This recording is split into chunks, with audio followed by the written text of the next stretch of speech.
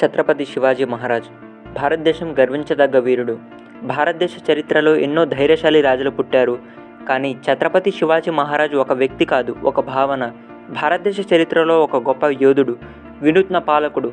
ఆయన మరాఠా సామ్రాజ్య స్థాపకుడిగా ప్రసిద్ధి చెందారు. శివాజీ స్వతంత్ర సమరానికి నాంది పలికారు మరియు అదేవిధంగా మొఘల్ సామ్రాజ్యానికి గట్టి పోటీ ఇచ్చిన ఏకైక వ్యక్తి శివాజీ సమర్థమైన పాలనా పద్ధతులను అవలంబించి ప్రజలకు న్యాయమైన పరిపాలన అందించారు. హిందువుల ధర్మాన్ని పరిరక్షించేందుకు అనేక చర్యలు చేపట్టారు. స్వతంత్ర భావనకు పునాది వేసిన మహారాజు ఛత్రపతి శివాజీ గొరిల్లా వార్ఫేర్ ద్వారా తన రాజ్యాన్ని విస్తరించారు. ఆయన కథను మనం తెలుసుకోవాలి, గర్వించాలి, స్ఫూర్తిగా తీసుకోవాలి. శివాజీ మహారాజ్ 1630లో మహారాష్ట్రలో జన్మించాడు. అతని తండ్రి షాహాజీ భోంస్లే మొఘల్, బీజాపూర్ సుల్తానుల వద్ద సైన్యాధికారిగా ఉండేవారు. కానీ శివాజీ నిజమైన ప్రేరణ ఆయన తల్లి జిజాబాయి. చిన్నప్పటి నుండే ఆమె ఆయనకు రామాయణం, మహాభారతం కథలు చెప్పేది. ధర్మం, న్యాయం, ధైర్యం, రాజనీతి ఇవన్నీ శివాజీ మగవలోనే నేర్చుకున్నాడు. 16 ఏళ్ల వయసులో శివాజీ ఒక లక్ష్యాన్ని పెట్టుకున్నాడు, స్వతంత్ర మరాఠా సామ్రాజ్యాన్ని స్థాపించాలని. అప్పుడు భారతదేశాన్ని తమ రాజ్యంగా భావించి పాలిస్తున్నారు. కానీ శివాజీ వారికి తలొగ్గలేదు. అతనికి ఉన్నటువంటి ధైర్యంతో 1645లో మొదటి యుద్ధాన్ని మొఘలులపై ప్రకటించారు. అది కూడా చాలా తక్కువ మంది సైన్యంతోనే తోరానా కోటను స్వాధీనం చేసుకున్నాడు. ఇది శివాజీ మహారాజ్ ప్రస్థానానికి తొలిమెట్టు. శివాజీ గారు గొరిల్లా యుద్ధానికి పితామహుడు. ఎక్కడా చూడకుండా, ఎవరి కోసం ఎదురు చూడకుండా నేరుగా యుద్ధానికి వెళ్ళేటటువంటి తీరును మార్చాడు. ఆయన వ్యూహం మనకు చాలా సులభంగా కనబడుతుంది, కానీ అత్యంత ప్రభావవంతమైనది. ఈయన అడవులు, కొండలు, కోటలను ఉపయోగించుకొని శత్రువులను చిత్తు చేసేవాడు.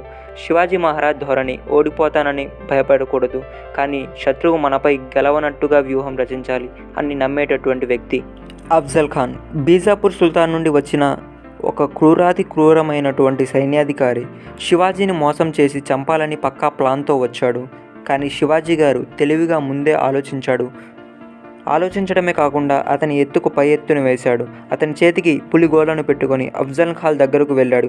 మోసపూరితంగా హద్దుకోవడానికి వచ్చిన అఫ్జల్ ఖాన్ శివాజీ ఎదురుదాడికి గురై అక్కడికక్కడే చనిపోయాడు. చక్రవర్తి ఔరంగజేబ్ శివాజీ ధైర్యానికి భయపడ్డాడు. అందుకే ఆయనను మోసపూరితంగా ఆగ్రా కోటలో బంధించడమే కాకుండా చాలా రకాలుగా ఇబ్బంది పెట్టాడు. కానీ శివాజీ తెలివైనవాడు, ఓటమికి తలవంచనివాడు. తన తెలివితో ఒక వ్యూహం రచించాడు. తాను అనారోగ్యంగా ఉన్నట్టు నటించాడు. కొన్ని రోజుల్లో మొఘళ్ళు నమ్మిపోయారు. ఆ తరువాత తన అనుచరుడు సహాయంతో ఒక పండ్ల బుట్టలో దాక్కొని ఆగ్రా కోట నుంచి తప్పించుకున్నాడు. ఇది చరిత్రలోనే ఒక గొప్ప తప్పించుకునే వ్యూహంగా మిగిలిపోయింది. 1674 రాయగఢ్ కోటలో ఛత్రపతి శివాజీని అధికారికంగా ఛత్రపతిగా ప్రకటించారు.